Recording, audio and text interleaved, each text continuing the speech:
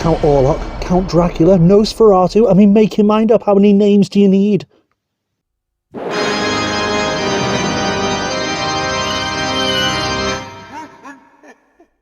Greetings, my fellow ghouls and goblins. I'm Tom, and welcome to Monster Gab, where we love to talk about classic and vintage horror. Now today, I'd like to talk about a film that was released in 1988 called Nosferatu in Venice, also known as Vampire in Venice and Prince of the Night. Now, my reasonings for choosing this particular film is the fact that I don't think it gets a lot of love.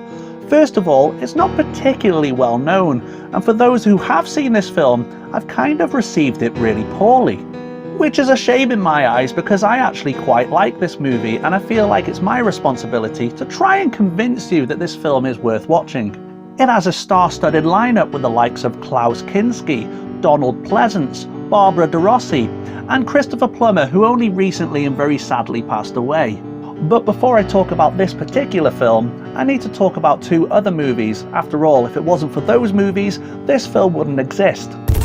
Nosferatu was a German silent horror film released in 1922. It's widely known to be the first film adaptation of the book Dracula by Bram Stoker. However, the makers of this film didn't actually have permission from the Stoker family to turn his book into a movie, so they made some mild changes. Some of those changes were to the storyline, but the main changes were the names of the characters. For instance, our main vampire in the film, Count Dracula, is now Count Orlok. It's a little hard to swallow at first, but you do get used to it. Despite the changes that they made, this film is quite obviously still Dracula, which is why the Stoker family took it upon themselves to sue the makers of this film and had all copies destroyed. Well, not all copies got destroyed, some obviously survived, because that's the reason why we're still able to watch it today, and I am pleased at that fact because it is an absolute classic too. Now, I know there's not many of you out there that are willing to watch a silent film, but for those of you who are, it's one that I highly recommend. It's probably my favourite silent classic horror movie. But anyway, in 1979, the film actually got remade, known as Nosferatu the Vampire. This starred Klaus Kinski as the main vampire, and in this movie they actually changed the names back. So instead of Count Orlok, we now have Count Dracula, as we all know him to be. Now, some of you may think that because they've changed the names back, then surely this is just another typical Dracula movie, and in a way it is, but it does kind of steer towards the storyline of the original Nosferatu movie than that of the one in the book. For me personally, it's an absolute classic and I highly recommend it. It's a period-based film and it's based around the 18th century. It's got a beautiful score going all the way through it, a really nice orchestral score, but it's just so well written, and the cinematography is absolutely beautiful. Like I said, I highly recommend it, and Klaus Kinski is perfect as Dracula. Almost 10 years later, they made a sequel, Nosferatu in Venice, but they made the odd decision to change the character's name to Nosferatu. Now, I always kind of thought that Nosferatu meant some kind of form of vampire. I didn't think it was an actual name. I could be wrong, but I thought it was an odd decision that they changed his name from Orlok to Dracula to Nosferatu. It just doesn't make sense to me. Maybe they didn't have complete rights to use the name Dracula, I don't know. But in this film, he's called Nosferatu.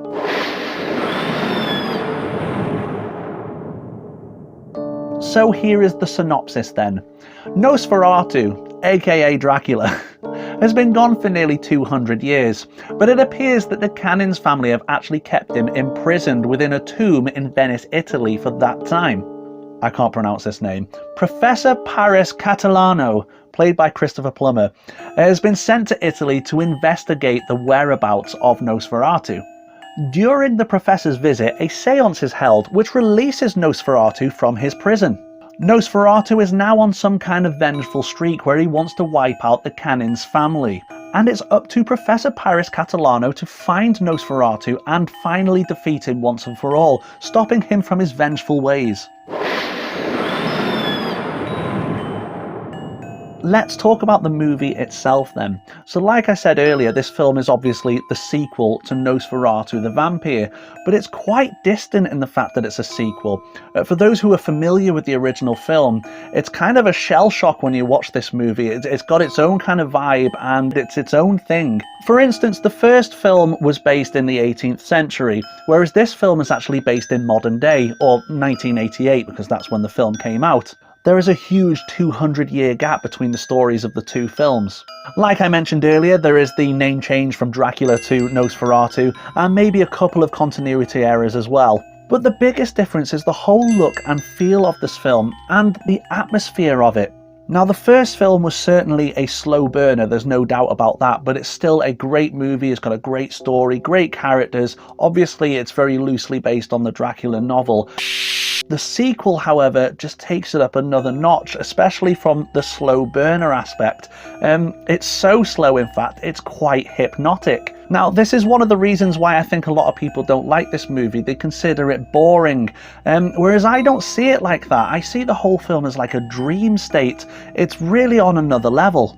The whole colour of the film is like this dark blue. It's really dark and gritty. Even the daytime shots are really kind of dimly lit. It really has this really enclosed feel about it. And then there's the music in the film as well, which is really diverse, and this is one of the reasons why people don't like this movie also. If we quickly go back to the original movie, the music in that film was an orchestral score. Quite fitting as well, because after all, it was a period-based movie, so it needed something that was kind of fitting to the time period. Whereas Nosferatu in Venice is actually based during the 80s, and they've kind of gone with a synthwave soundtrack. Now, not a lot of people like that actual decision. Me personally, I like the decision to use synthwave music, I just didn't like the particular pieces they used. I feel like a better synthwave soundtrack would have been really fitting for this movie, and it would have given it that extra kind of time capsule feeling as well. Especially as the 1980s is a huge nostalgia factor for a lot of people. I just kind of feel like, looking back at this film, if it had had a better synthwave soundtrack, it would have been awesome. The other issue with the music in this film is the pieces of music that they do use are just repeated far too much. You hear the same melodies over and over again, and it becomes a bit monotonous. Honestly, I think the synthwave decision was a good decision. I just feel like the pieces of music they actually used were just not good enough. And granted, a lot of the music they do use is quite misfitting and just kind of falls flat on your ears. Klaus Kinski reprises his role as his original character, despite the fact he's not Dracula now, he's Nosferatu. Alright, we've mentioned that. But he looks completely different too. This is one of the biggest criticisms that people have given to this film, and I have to say I swayed with them on this one. In the first film, Klaus Kinski had a shaved head, pointy ears, his teeth were constantly protruding, he had long nails and a big black cloak, and he looked like a real monster. In fact, I'm willing to say he's one of the best looking Dracula there's ever been on film. In this movie, they've decided to humanise him a little more, and I kind of understand why, because it kind of goes with his character in this movie. He's got his own kind of backstory where he's actually urging to die. He's been on the planet long enough and he's had enough. They want you to sympathise with his character more, but I preferred him as a monster rather than a man. So his teeth aren't always kind of protruding. They do come out, obviously, when he bites his victims. He has hair now. It's all over the place, it's not tidy, and he still looks kind of monstrous, but he doesn't look quite as savage as he did in the first film, and I think that it could have used that. I feel like he should have still been a fearful beast in this movie.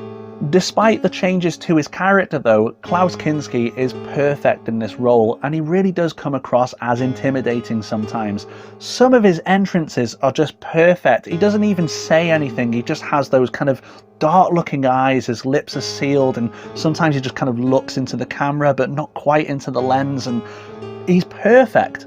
But because there are changes to his character now, they've tried to make it that the audience is to feel sympathetic towards him, and he manages to do that as well. Some of his on-screen entrances are fantastic actually, especially in a scene where there's a flashback and you just see him burst open these double doors and he's got a woman in his arms, and straight away you just look at him and think, yeah, this guy is someone that you don't mess with. During the making of this movie, it sounds like a lot of issues occurred. According to my research, apparently directors were fired, directors walked out, scripts got changed halfway through the filming, budgets got cut, there were massive fallouts. In fact, it was also reported that Klaus Kinski's behaviour was so extreme that the entire crew left the set and wouldn't return until he apologised. But despite all of those issues, I feel like the film was actually well directed, and there's some lovely cinematography too. Now, as far as horror movies go, this is definitely a horror movie, but it's got lots of drama in it. In fact, it's actually described online as a horror drama. And yeah, it's not got major horror elements in it, and if you're looking for a film with blood and gore, it hasn't got a lot in it, but when it is in it, it's quite graphic. For instance, there's some major impaling in this film. It is really savage, but there's only so much of it. A lot of the blood in this film is obviously from the vampire biting, but most of this film is actually about Nosferatu's character. So Barbara de Rossi plays the part of Henrietta Canins, and like I said before, it's the Canins family that kept Nosferatu entombed for 200 years, which is why he's on his vengeful streak. However, Nosferatu also craves two things. One, he just wants to die. He's been on the planet for far too long. He's had enough. He just wants to rest in peace. But the other thing he craves is true love, which is where this film kind of turns into a bit of a gushy, kind of gothic love story. It's kind of poetic though. So Henrietta, despite the fact that she is a member of the Canins family, she resembles Nosferatu's first true love, and so he instantly falls for her, and then he's in this kind of conflict within himself, you know, a personal battle of what to do. Does he kill her? Does he turn her into a vampire? If he does turn her into a vampire, does he keep roaming the earth? You know, just that personal conflict. And that's kind of where the horror element of the film does get a bit dampened down. And another reason, I suppose, why a lot of people don't particularly like this movie, especially when they're comparing it to the first one. But like I said earlier, this film is not your typical horror film. It's its own thing, and it is definitely in some kind of like, it feels like you're in a dream when you're watching it. I can't explain it to you. The only way to really experience it is to watch this film. But watch it with an open opinion, guys. Don't expect anything. Just kind of watch it and get drawn into it. One of the biggest criticisms I think I have with this film is the acting, despite the fact that it's got a great cast, is not great. I mean, Christopher Plummer's brilliant in it. He's very charismatic. He plays the part of a professor, and you do believe that he's educated, and he portrays his character very, very well. Donald Pleasance, though, he doesn't play his character badly, but he's just not in it enough. And because of that, his character kind of falls flat. You just kind of don't care for him. I suppose they got Donald Pleasance in just to have an extra name on the bill, but anyone could have played that role. So apart from Christopher Plummer, who does do a good job in this film, and Klaus Kinski, there's no outstanding performances in this movie. However, amongst those actors, there is an interesting fact that 3 of them have been in independent Dracula-based films. Klaus Kinski, for instance, has been in the first Nosferatu film. Donald Pleasance was in a Dracula film in 1979, and Christopher Plummer starred in Dracula 2000, which obviously came out in the year 2000. Those films have absolutely nothing to do with each other, by the way, apart from the character of Dracula, but it's just a weird coincidence. Let's talk about the pros and the cons of this movie then. For me personally, the pros are the atmosphere. Now, I know a lot of people don't like the atmosphere in this film, they find it quite boring, and I kind of understand that, and hey, you're entitled to your opinion. Me personally, it's the atmosphere that makes this film.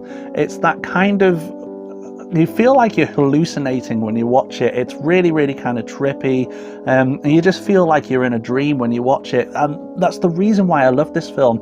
It is nothing like the first one, but that's what makes it great. The other pro for the film is the fact that you don't need to see the first film to watch this. The fact that it is so independent means that you can just watch this right off the bat. I'm not saying to do that, by the way, because the first film is an absolute classic and should not be missed. In fact, I would recommend that one more so than this, but because of the lack of appreciation, that's why I'm reviewing this film today. But you don't have to. You don't have to watch the first film. You can just dive straight into this, and because it's so kind of independent, it allows you to do that. It's so detached from the first one. It really is its own thing. The other pro for me is Klaus Kinski. I think he's perfect in this role, despite the fact that, according to my research, he caused a lot of problems on set, but as an actor at least, or at least as this character, he is perfect as a vampire, and I'm really, really glad that he's in this film.